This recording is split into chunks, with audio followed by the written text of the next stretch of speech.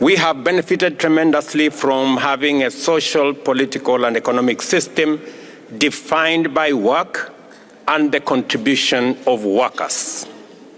At the heart of our progressive constitution are national values and principles of governance with social justice and all its dimensions, family at the core. As Kenyans, we find no problem whatsoever in accepting that social justice provides solutions for the most urgent and pressing issues of our time. I am delighted to note that this summit has not been shy to confront even uncomfortable subjects, including the need to make significant progress in democratizing the International Labour Organization as part of enhancing social justice, all the way from the workplace to international relations, as well as the urgent matter of just transition to give the world a better chance of actualizing the global aspiration of a better future of work. I commend you for recognizing the importance of these matters and addressing them in a committed, serious, and solution-oriented manner. The ILO system is worker-oriented in that it primarily represents workers' interests. Yet, labor rights are affected by both employment and unemployment.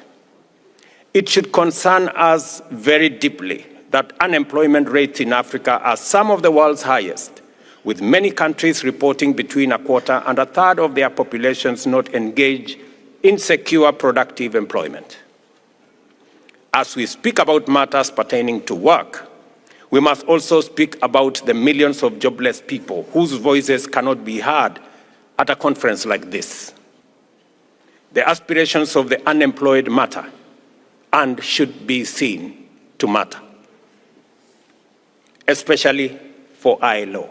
Social justice for all makes it imperative to expand the social dialogue from the tripartite model, I suggest, to a four-sided forum of workers, the unemployed, employers, and government. Governments, employers, and workers must be equally concerned about the unemployment crisis and committed to finding sustainable solutions to it in order to bring the majority of the world's population into the ILO's traditional constituency. Majority of the world's unemployed people live in the global south, and especially in the continent that I come from. On average, Africa invests 30% of its annual budgets, or $150 billion, on educating and training of its youth and workforce. Only 30% of them join the workforce, and all the way to 70% stay unemployed. What a waste. This perennial waste of human capital and productive opportunity must squarely form part of the most urgent concerns of workers, employers, as well as governments.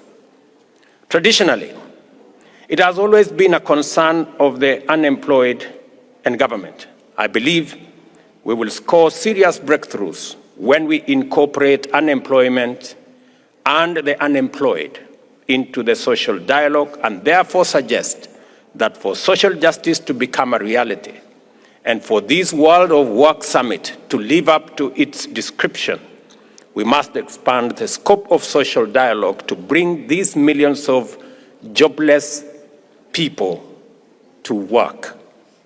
Automation has disrupted the employment market, rendering many people jobless and eliciting profound concern that machines are going to drive humanity out of work and possibly into poverty. We have to find clarity on the question of whether technology promotes or undermines employment and job creation.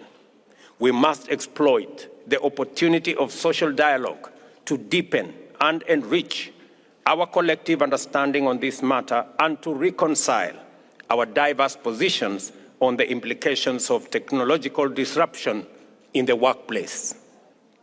In this regard, this forum provides the perfect platform to mobilize the best ideas into the development of policies and programs that promote new occupations and frontier jobs in the digital ecosystem.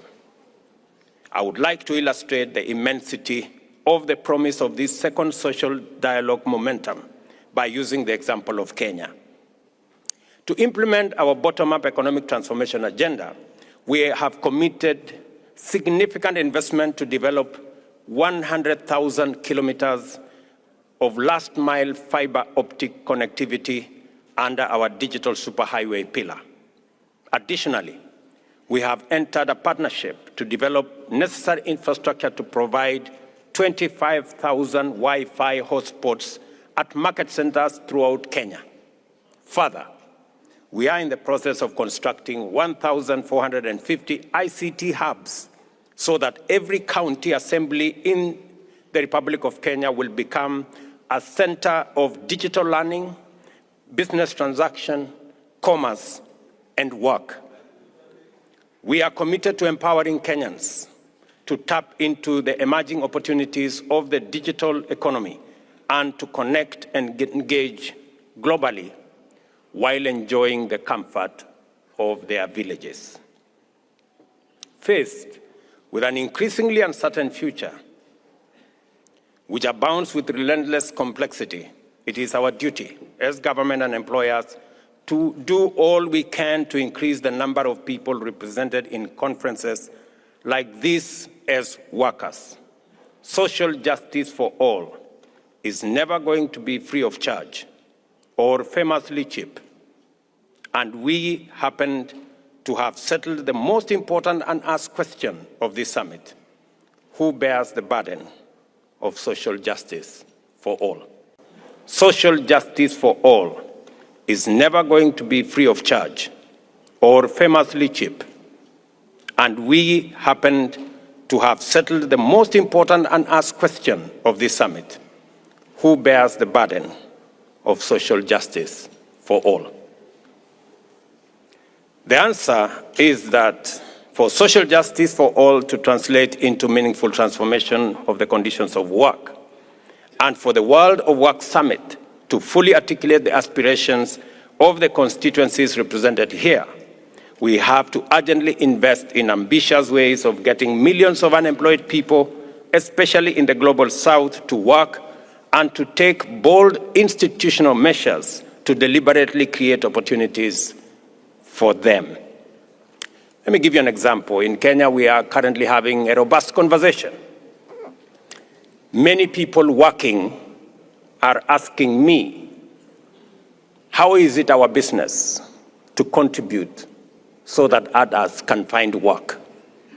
And the stark answer I've always given them is that it is the taxes of those who don't work that pay our salaries. And it is not too much to ask us to pay for those, so that those who do not work find work.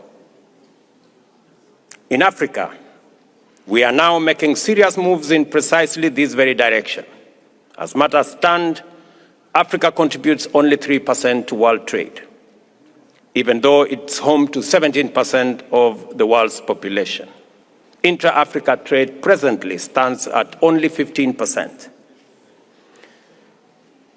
Our continent's trading profile suggests that we have not started performing at a scale and level commensurate with our potential, and this undermines our capacity to actualize Agenda 2063 and the Sustainable Development Goals. At the same time, it is abundantly clear to all of us in this room that our continent has a vast opportunity for radically transform economic productivity, thereby creating employment on an unprecedented scale. The most visible doorway to this opportunity is continental economic integration. We are consolidating the African market through the implementation of the Africa Continental Free Trade Area to be the world's largest free trade area with a population of 1.4 billion. The objective of FCFTA is to increase intra-Africa trade to between 40 and 50% and enhance our contribution to global trade to a level commensurate with greater productivity of our population. The magnitude and frequency of devastation arising worldwide due to extreme weather events is unprecedented. It can no longer be denied that these events are evidence of climate change caused by rising global temperatures, primarily driven by the emission of greenhouse gases. Since the Industrial Revolution, global temperatures have been rising. The fastest rise, however, occurred after 1970, with 2/3 of global warming taking place after 1975. And the ensuing climate change has unleashed adverse weather phenomena to wreak havoc in different parts of the world on a biblical scale.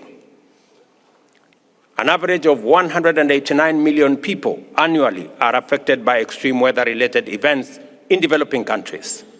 The latest UN climate report indicates that the daily lives of at least 3.3 billion people are considered to be highly vulnerable to climate change.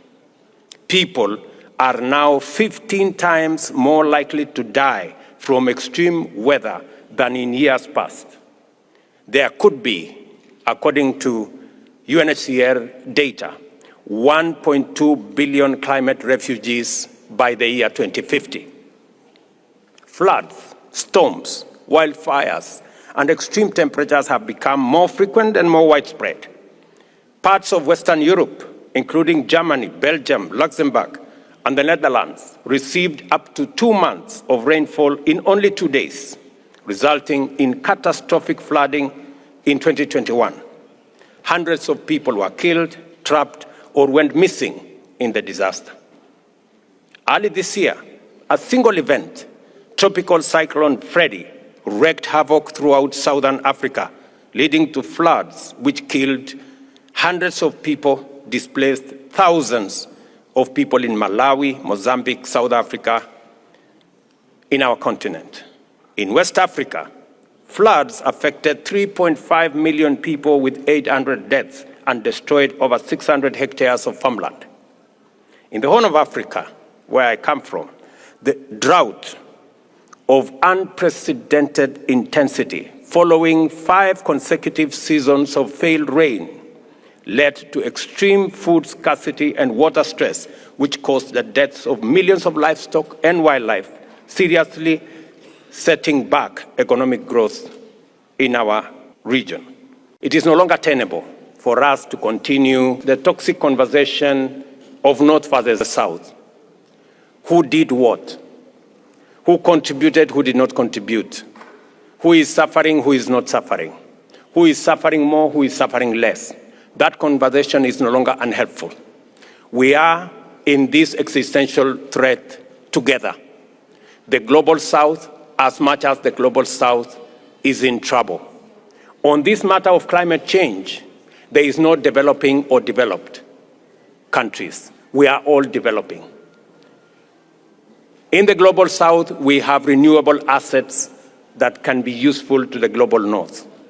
In the Global North, you have technology and financing that can be useful in unlocking the potential of green energy, green industrialization, green manufacturing from the Global South. Working together in a win-win arrangement is what will get us the solutions we are looking for climate change. Efficiency demands that global production under a net zero conscious paradigm must shift to Africa and Global South.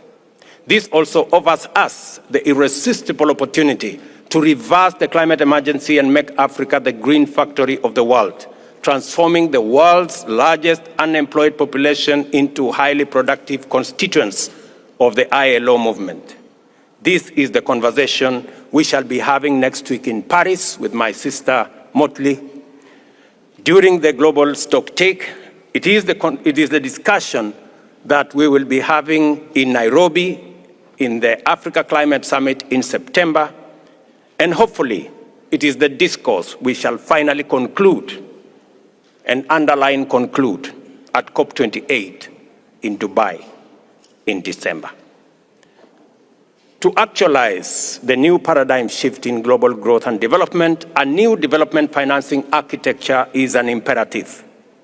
It is not tenable, and in fact, I dare say, it is fairly absurd to confront a threat of the magnitude of climate change without a financial mechanism that directs resources on a scale and with the urgency and consistency and speed demanded by this existential. We can and must realign our international financing framework to provide us with a strong fighting chance in the war against climate change. What I propose is neither wishful nor unheard of in terms of nature, scope, or speed of necessary change. Existing financial system, which has been in place for 78 years, and I am talking about the international multilateral financial system that exists today. It was crafted out of a series of meetings that took place in a small town called Bretton Woods in the United States over the course of only 1 month. It just took 1 month for us to come up with a financial architecture that exists today in July 1945. Let me give you another example. In 1989, after the fall of the Berlin Wall, it took European leaders only 6 months to set up the European Bank for Reconstruction and Development. More recently, another example.